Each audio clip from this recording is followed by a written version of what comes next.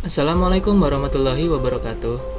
Kepada yang terhormat Ibu Fitri Rezeki selaku dosen pengampu dari mata kuliah Budaya Organisasi, dalam video kali ini saya akan memberikan penjelasan mengenai budaya organisasi perusahaan Microsoft dalam rangka untuk memenuhi tugas ujian akhir semester mata kuliah Budaya Organisasi. Oke, yang pertama ada pengertian budaya organisasi. Budaya organisasi adalah sistem kepercayaan dan sikap bersama yang berkembang dalam suatu organisasi dan membimbing perilaku para anggotanya. Selain itu, budaya organisasi juga dapat didefinisikan sebagai filosofi, ideologi, nilai-nilai, asumsi, kepercayaan, harapan, sikap, dan norma-norma yang menyatukan suatu organisasi serta disebarluaskan oleh para karyawannya. Penciptaan budaya organisasi terjadi dalam 3 cara. Pertama, pendiri mempekerjakan karyawannya yang berpikir dan merasakan hal yang sama dengan yang mereka lakukan. Kedua, mereka mengindoktrinasi dan bersosialisasi karyawan untuk cara berpikir mereka dan perasaan. Dan akhirnya, perilaku pendiri mendorong karyawan untuk mengidentifikasi dan internalisasi keyakinan mereka, nilai-nilai, dan asumsi-asumsi. Ketika itu berhasil, kepribadian para pendiri tertanam dalam budaya. 3 kekuatan memainkan bagian penting dalam mempertahankan budaya: praktek, seleksi, tindakan manajemen puncak, dan metode sosialisasi. Baik, yang selanjutnya ada sejarah Microsoft.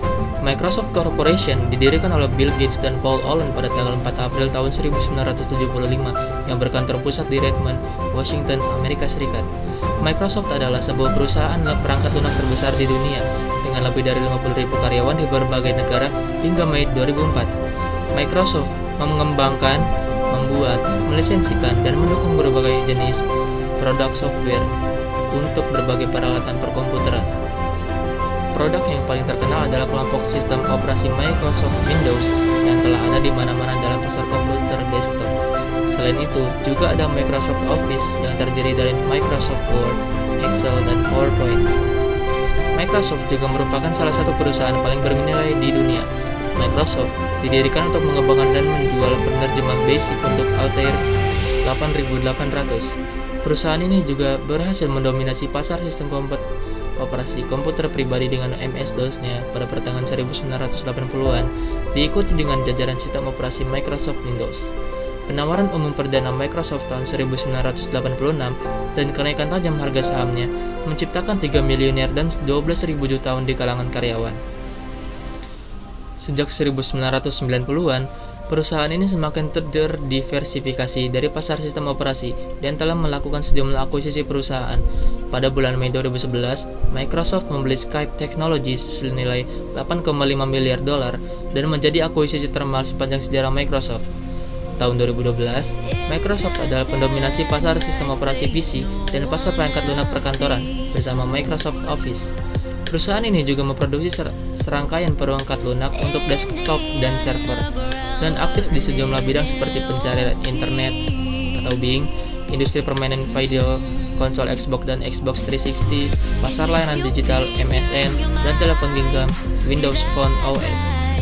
Bulan Juni 2012, Microsoft mengumumkan bahwa mereka akan memasuki pasar vendor PC untuk pertama kalinya melalui peluncuran komputer tablet Microsoft PC dengan misi Microsoft PC menjadi pemimpin pasar global dengan membuat terobosan baru untuk menciptakan revolusi besar di bidang teknologi microprocessor.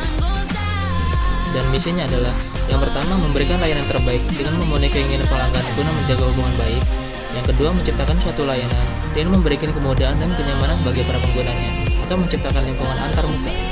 Yang ketiga adalah merekrut karyawan yang pekerja keras yang memiliki pengetahuan dan keterampilan pemrograman. Yang keempat adalah menetapkan standar industri untuk menjadi pemimpin industri.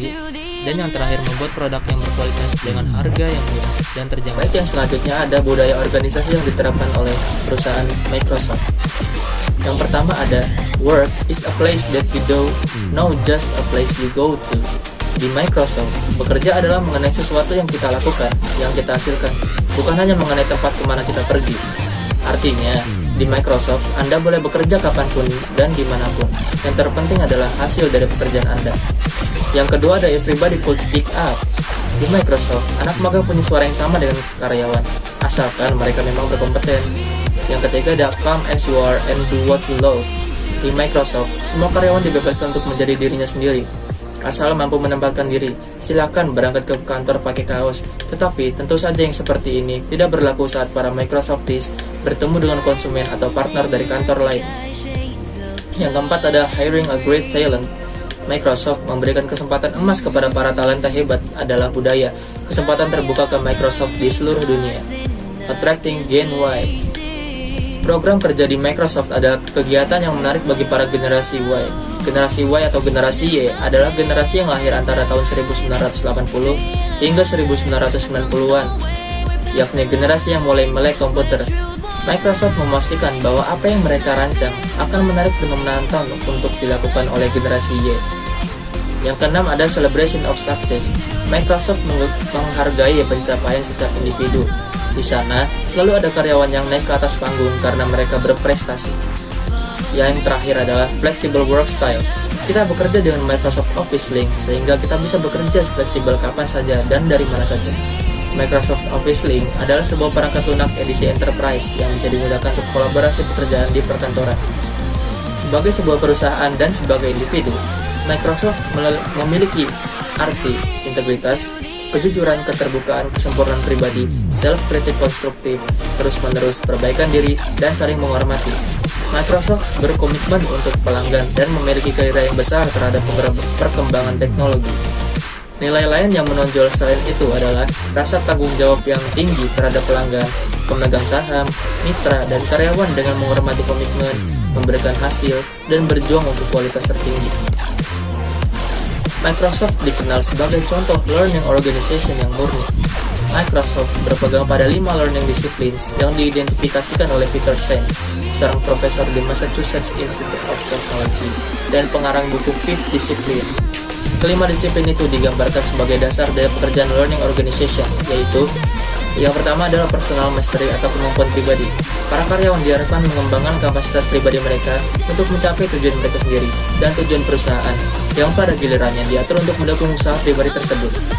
Yang kedua ada mental models atau model mental, mengembangkan cara berpikir yang benar untuk mengendalikan tindakan dan keputusan.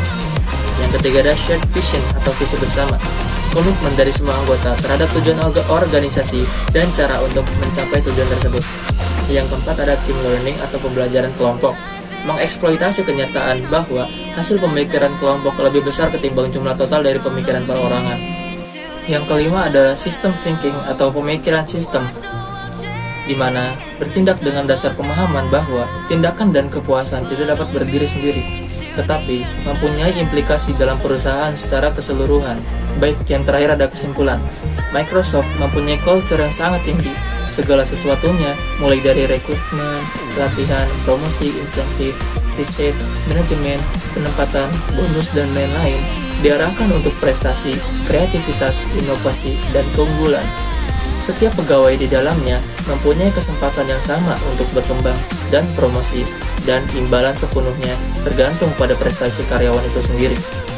Corporate culture inilah yang membuat Microsoft menjadi perusahaan raksasa dunia yang tidak hanya mengandalkan kejeniusan otak dari Bill Gates sendiri dalam merancang program komputer, namun harus ada juga budaya kerja perusahaan yang mampu membuat Microsoft selalu berada di garis terdepan, baik secara komersial maupun teknologi.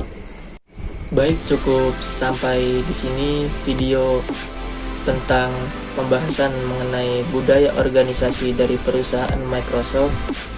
Apabila ada kata-kata yang kurang berkenan maupun narasi dalam video ini yang salah atau kurang tepat, mohon dimaafkan. Akhir kata dari saya, wassalamualaikum warahmatullahi wabarakatuh.